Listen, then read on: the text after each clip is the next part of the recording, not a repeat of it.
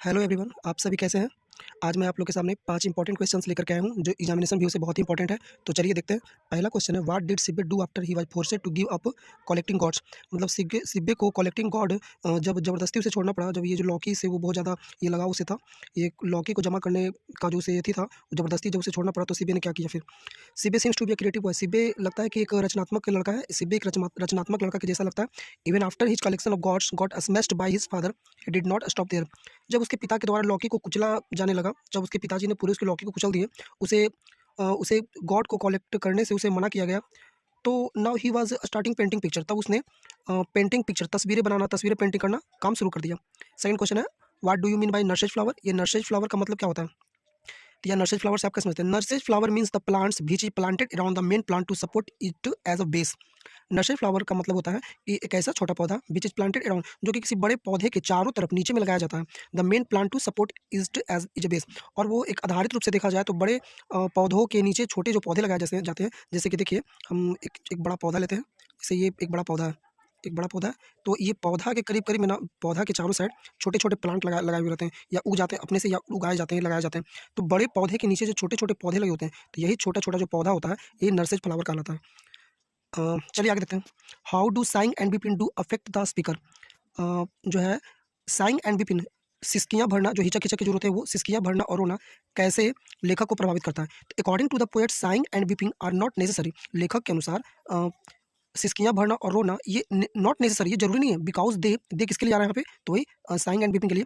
Because they go away the speaker soul, क्योंकि ये जो रोना धोना और सिसकियाँ भरना है, ये लेखक के आत्माओं को क्या करते हैं? गो अवे, लेखक के आत्माओं को दूर करते हैं। And the life blood of his days, और ऐसा लगता है लेखक को कि उनका ब्लड जो है एक तरह से सूख रहा है, उसके मतलब उसकी पत्नी के रोने धोने से, है ना। पढ़ाए होंगे हम, तो आपको पता होना चाहिए कि ये जो क्वेश्चन लिया गया है, ये लिया गया है sweetest love I don't go से, जिसका राइटर जॉन डॉन है। जॉन डॉन की जो पत्नी होती है एंड मोर, वो जब लेखक जर्मनी जा रहे होते हैं तो उसकी पत्नी रोने लगती है।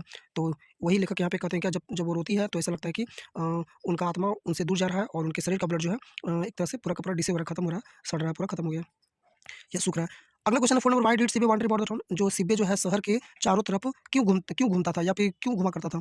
इसका आंसर देखते हैं। कहता है क्या, Sibbe wandered about the town in search of new variety of gods. Sibbe जो है शहर के चारों ओर नए प्रकार के कद्दू की खोज खोज में वो घूमता था। He had become familiar with every palace and shop, क्योंकि उसे वो फैमिलियर मतलब था, परिचित था, उसे हर जगह परिचित था, उसे हर जगह जाना पसंद था। विद एवरी पैलेस, हर स्थान, एंड शॉप, हर दुकान उसे जाना पसंद था। दैट सोल्ड गॉड्स, जहाँ की लौकी बेचे जाते थे, वो हर जगह वो जानता था कि कहाँ लौकी बिकता है, कहाँ लौकी अच्छा लौकी मिलता है।